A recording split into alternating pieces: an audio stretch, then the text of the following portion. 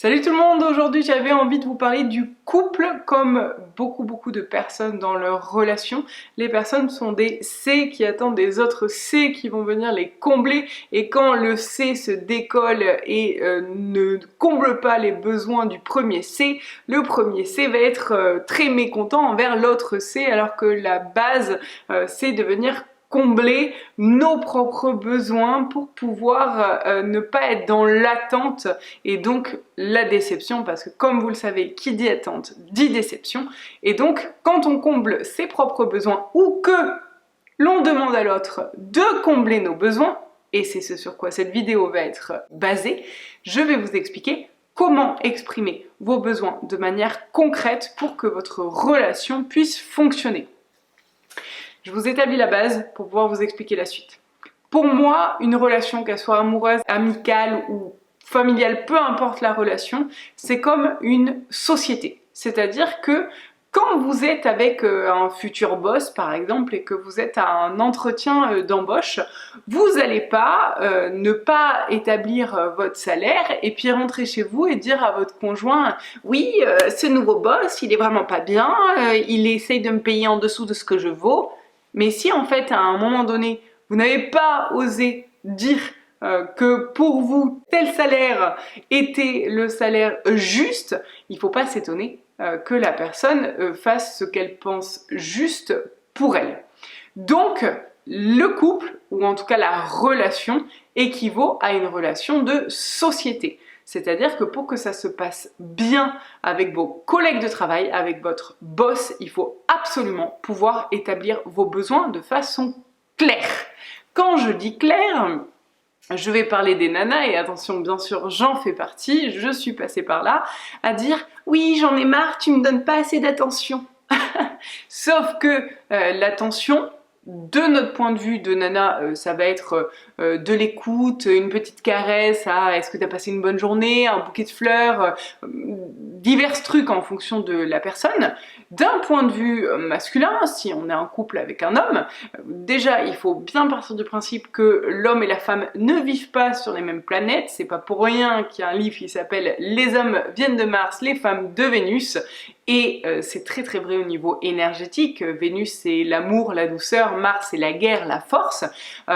Il y a bien sûr des hommes qui viennent de Vénus et des femmes de Mars, ok, on va pas s'épancher là-dessus, mais on n'a pas du tout la même façon de penser. Donc pour une femme, l'attention, ça va être des caresses, des bouquets de fleurs, des bisous ou des câlins. Pour un homme, ça va être, je parle du mien en l'occurrence, de faire la cuisine tous les jours. De son point de vue, c'est me donner de l'amour, de l'attention, de l'affection, parce qu'il fait ces choses-là pour moi. Il y a plusieurs façons de pouvoir remarquer les attentions et les preuves d'amour chez l'autre. La première façon de pouvoir prouver son amour à quelqu'un, c'est la parole. Donc de lui dire qu'on l'aime, de lui dire des mots doux, bref, de s'exprimer verbalement parlant. La deuxième façon de s'exprimer, d'exprimer son amour, ça va être les cadeaux. Il y a des personnes qui vont les exprimer en mettant des petits mots sur la table, ou en ramenant un bouquet de fleurs, ou tout plein d'autres choses, les cadeaux. La troisième façon d'exprimer son amour, ça va être les services rendus.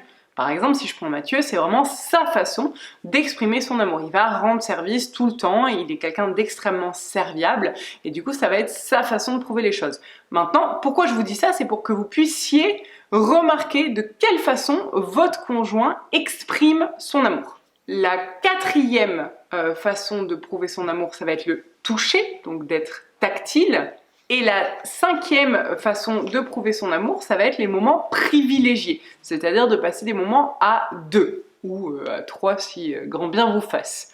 Donc, pourquoi je vous dis ça? Parce que, en fait, ces façons-là, ces cinq techniques vont vous permettre de pouvoir voir de quelle façon votre conjoint exprime son amour, et deuxième point, le plus important, c'est le sujet de cette vidéo, d'exprimer vos besoins en fonction de ces 5 possibilités-là.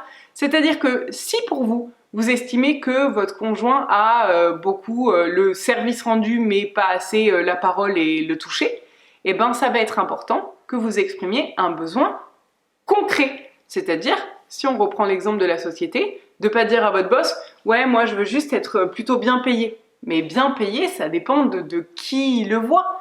Donc en fait, exprimez les choses concrètement. Je veux un salaire de 2500 €, j'en sais rien. C'est vraiment ça d'être concret. Dans votre couple, exprimez-vous de la même façon. C'est-à-dire, à partir de maintenant, j'ai besoin de plus d'attention, 2 points. L'attention que je souhaiterais, ça serait avoir plus de câlins, plus de bisous, des mots doux écrits sur la table. C'est à vous de voir ce qui vous paraît être juste. Ici, on parle bien sûr de la relation amoureuse, mais c'est exactement la même chose dans les relations familiales ou amicales. À vous d'exprimer vos besoins de manière extrêmement claire. Dans énormément de rendez-vous téléphoniques que j'ai, la première chose que la personne me dit, c'est « Oui, non, mais c'est très bien ce que je veux. » Non, absolument pas. Moi, la première, si on me dit pas noir ou blanc, je vais me dire gris. Alors que, en fait, la personne voulait peut-être dire autre chose. Mais parce que ça n'aura pas été exprimé de la manière la plus claire et efficace que ce soit, bah ça n'aura pas été compris. À vous de changer votre façon de vous exprimer pour être mieux compris.